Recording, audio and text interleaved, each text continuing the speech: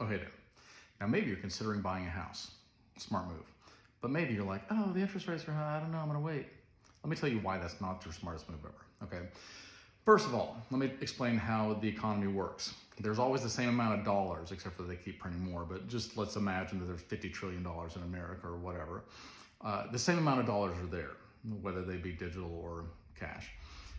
But a good economy is just people have the confidence, consumer confidence is what they call it, to buy things knowing that they will be able to work and make more money and pay it off eventually, or pay cash for it, whatever. But they have consumer confidence, therefore money circulates. So people buy big ticket items like houses, cars, things like that.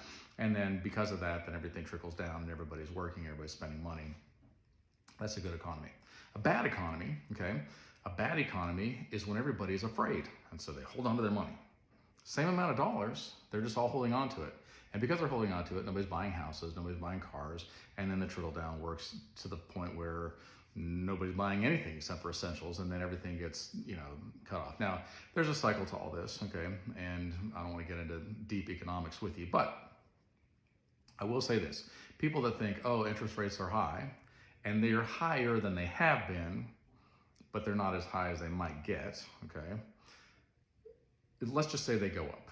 Let's say that you buy the house now, you're like, they're expensive, houses are expensive right now, and the housing market goes up and gets more expensive and interest rates go up and you buy now, that means you bought the house cheaper, okay? So for the next 30 years, you're gonna have a cheaper mortgage or rent than anybody else who didn't buy now. If rates go down, which may happen, then you refinance the house. But here's the thing, when everybody's afraid to buy a house, then everybody's afraid to buy a house. So then the way supply and demand works is that there are more houses for sale than there are buyers, at which point the people that have the houses for sale try to incentivize the buyers by saying, we'll pay for your closing costs or give you money or give your realtor extra money or whatever it may be. So housing prices are actually cheaper right now because interest rates are high. And then if the interest rates go back down, you refinance the house. It's not that difficult.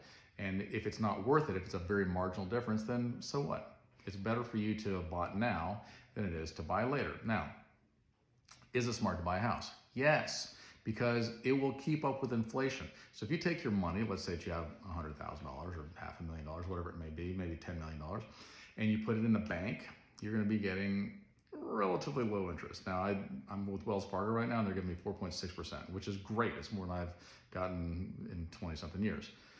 However, it will not keep up with interest rates, which have gone, inflation has gone more than double in the last several years since we had, the thing that everybody can't talk about. And so my money would not have kept up with that from bank interest. However, if I have a house and the house was worth $250,000 and now it's worth $500,000, then it has kept up with interest, right? With inflation. And so it is always smart to buy a house or property or real estate because it is an actual tangible thing. You buy stocks, you buy crypto or whatever in the world, we don't know, okay? It's in somebody else's hand. You buy a house, you take care of your house, that's in your hands. And then if the market goes up or down, it's at least gonna stay consistent and your money will grow with inflation. So in my opinion, and my opinion is not the only one out there, basically every realtor, every investor, every bank lender, all of them say the same. Anybody that's in the business says the same thing. If interest rates are high, you buy the house now because you can buy it for cheaper. If interest rates are low, buy anyway. The best time to buy a house is right now, okay? And one of the houses that I have still for sale, I've made $50 trillion off of it. I don't know if you can see this right here, but that is a $50 trillion bill that I got. Now, it's Zimbabwe money, and so it's worth about $36, but there you go. You can get rich off buying a house.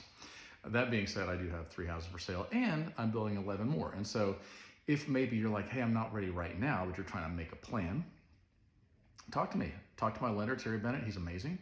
And he can get you set up, he can get you pre-approved.